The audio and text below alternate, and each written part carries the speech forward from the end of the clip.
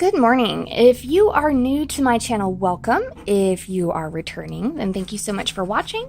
Feel free to hit the subscribe button down below if you have not already done so. So I decided today that I was going to share with you a couple of journals that I have completed.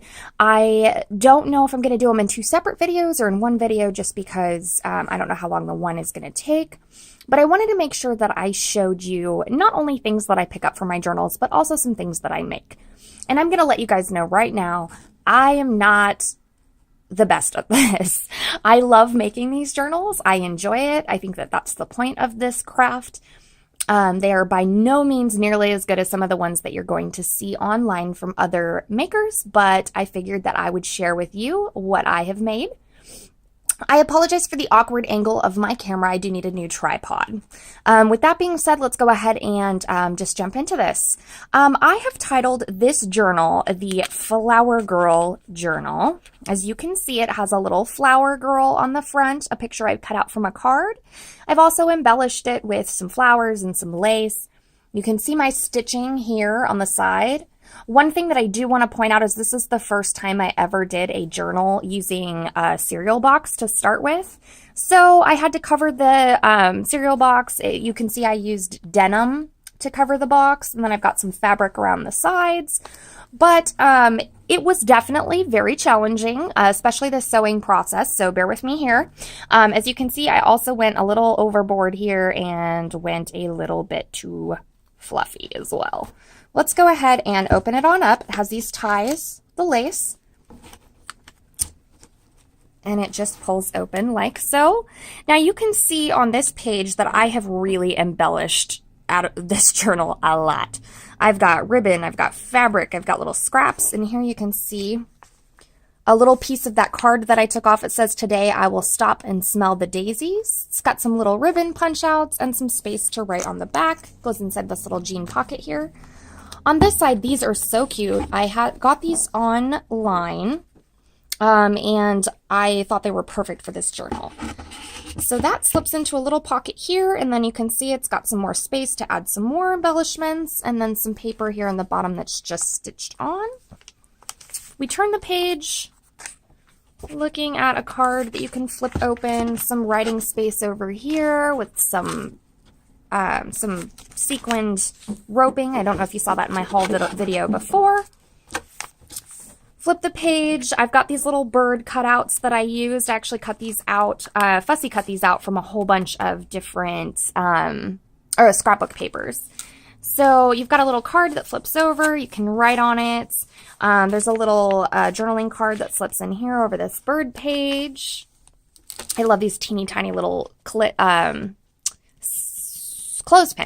You can actually buy these from the Dollar Tree, so I absolutely love getting those. I think they come like 50 in a pack, and they come in several colors. Here's another little page here. This, if I just unclip this really quick, is just a little fold out journaling spot. Let me see if I can get, oh no. Okay, I'll fix that later. Sorry guys, I as you can see when I took it off, I kind of was a little too rough and I broke the little clip. So I will fix that later. Some more little embellishments, some birds. I've got some more tags to write on back here that slip into this little yarn piece with the lace. Flip the page. We've got a little space with some coffee dyed paper in here that you can write on. And then some embellishments on this side. We've got a little tag that comes out that you can write on the back of if you want to. I think it comes out, yeah. Okay, so you can write on the back. It's got some ribbon attached to it there. Some more pages. I used another piece of the little jean here as a little tab on this doily. Some more writing space. Here are some more little writing tags, some more space to write there. And then obviously I did like little pieces of scrap paper throughout this journal. You'll see that I've got like little pieces that have been taped, little pieces that have been glued, clipped on, and those are all just for journaling purposes. So I'm just going to speed this right along. Here's another little bag that I have decorated so you can slip something in the top. I have just added this tag in there to write on. And as you can see, most of the stuff that I use is stuff that, you know, it's stuff that I've cut up, little scraps of things that I've used. I'm not really into spending a lot of money on crafting supplies. I do have another little tag here. I've used seam binding to tie it up. I've distressed the back to make it so that you can write on there and it has that kind of vintage look to it. We have some more sewn paper here. On this page, I did some little house embellishments that I've tied to this yarn. I fussy cut those out of a card. Turning the page, we have a little homemade envelope. It opens up, you can put stuff in there. It was made from some wrapping paper.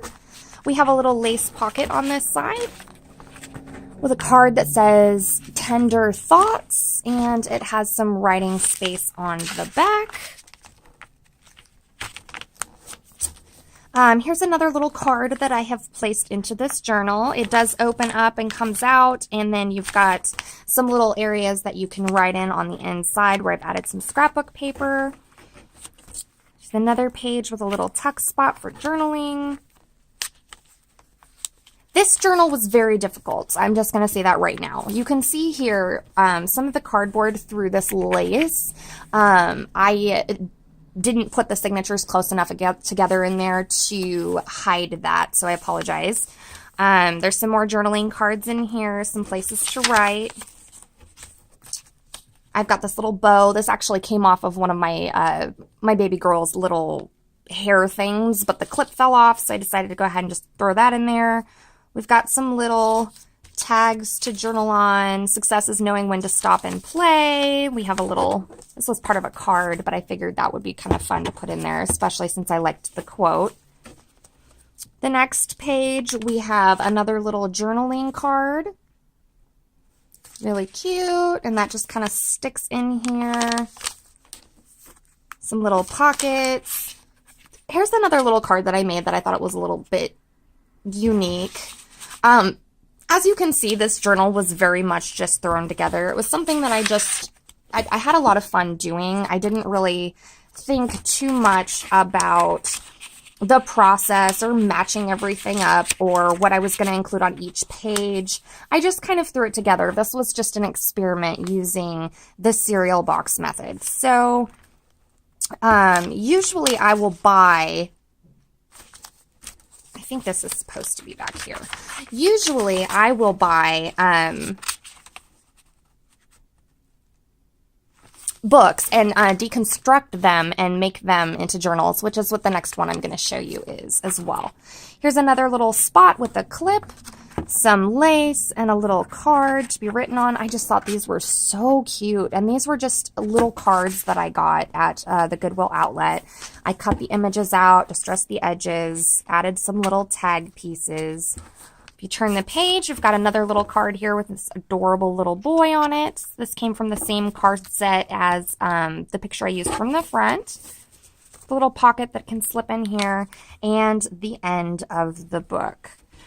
So I know this isn't the best made journal. I know it looks a little thrown together and a little bit like things were done on accident. And part of that is that it was, because this is not something that I have tried before on the cereal boxes, and I did find it very challenging. But I would definitely say that I would go back and do this again, especially for my own journals.